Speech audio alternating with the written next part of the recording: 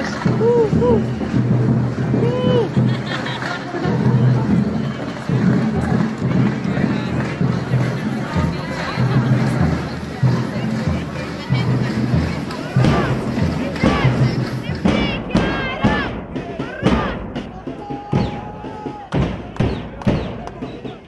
Yeah, of course. I mean, it's always like, oh, come out, like, girls night out and ladies night and like happy hour, whatever. And then, if you need to actually go home, like at 1 a.m., it's like you're on your own. So like, what? So like, which ladies can go out? It's ridiculous. I mean, they just want us to spend the money and like, just get drunk. That's all. And then they don't care about the rest.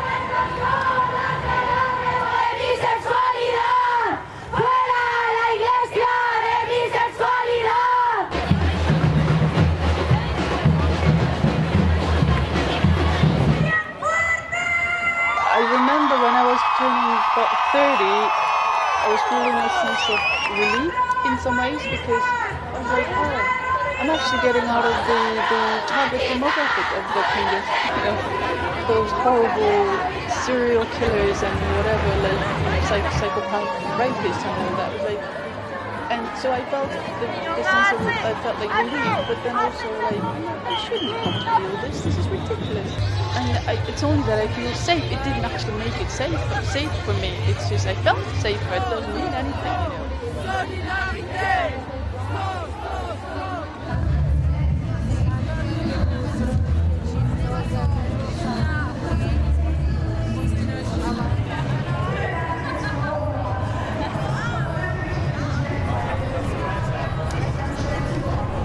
Generally, women feel more less safe out there for obvious reasons. There was a study that showed women everywhere in the world generally walk less than men average because they would rather take cabs rather than walk because they felt less safe on the street. And it's not about laziness, it's about the personal safety. And or how in every country it shows, the poll shows about 30% average gap in, feeling safe, fear of walking alone at night between women and men. And that's just kind of universal.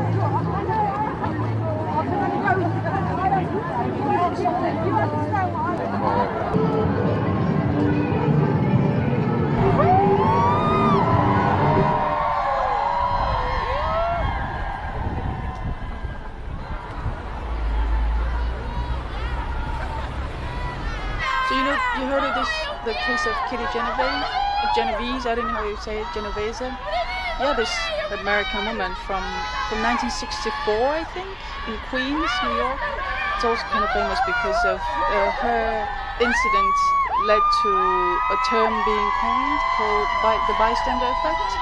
Because she was raped and killed outside her apartment building, 3 a.m. or something. But then allegedly 38 people had witnessed it and none of them did anything about it. It's also called Genovese syndrome, which is basically when, if you're alone in witnessing a troubled situation, it's more likely that you'll do something about it. Whereas if it's multiple, like if it's more people than one or two, then nobody will do anything about it because you think someone else will do it. But the thing is that actually had become then driving force to set up the American 911 system. But then those things happen and things change and people notice and do positive things. But do you really want to be the woman who had to die for that kind of thing to be initiated? Really? I mean, it's like it's kind of bittersweet, of course, but I guess that's the same about anything being done in kind of human rights issues. Big sacrifices need to be made. Not that they need to be made, but they are always made in advance of the positive change.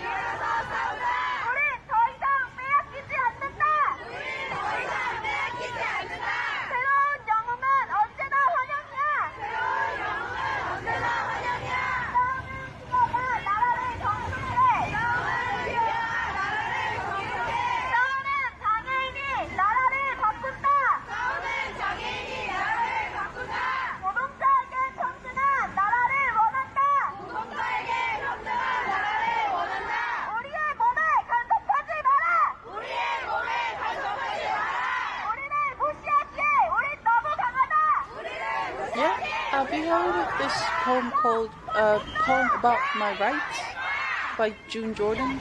She's US American. Yeah, it goes, even tonight, and I need to take a walk and clear my head about this poem, about why I can't go out without changing my clothes, my shoes, my body posture, my gender identity, my age, my status as a woman, alone in the evening, alone on the streets, alone not being the point being that I can't do what I want to do with my own body because I am the wrong sex, the wrong age, the wrong skin, and suppose it was not here in the city, but down on the beach or far into the woods, and I wanted to go there by myself, thinking about God, or thinking about children, or thinking about the world, all of it disclosed by the stars and the silence. I could not go, and I could not think, and I could not stay there alone, as I need to be alone, because I can't do what I want to do with my own body. And who in the hell set things up like this? And so this is the first quarter of the poem. Yeah, you should check it out. The poem about my rights, June Jordan.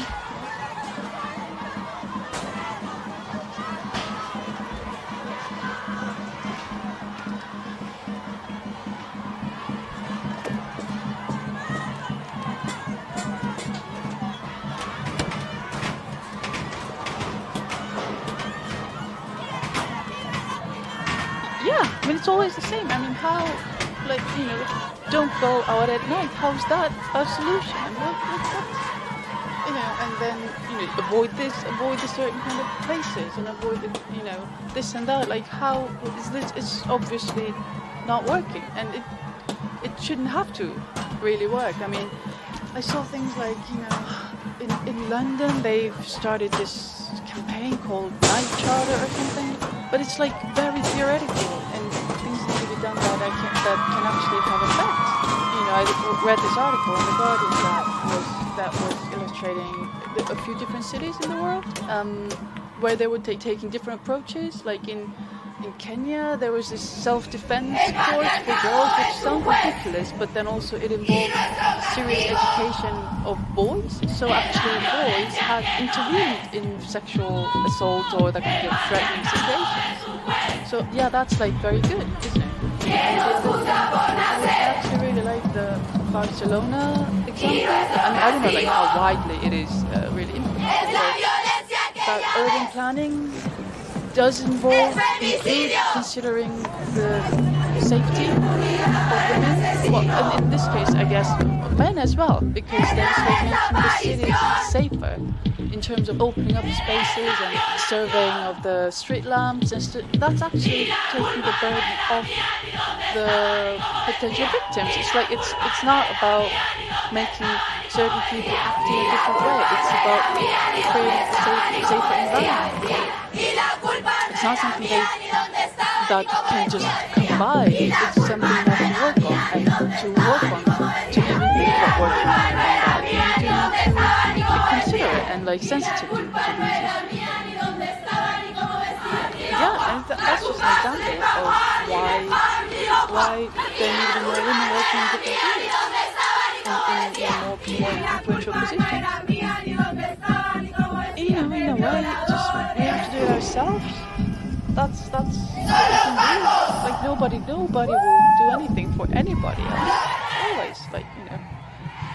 So we need to do things ourselves.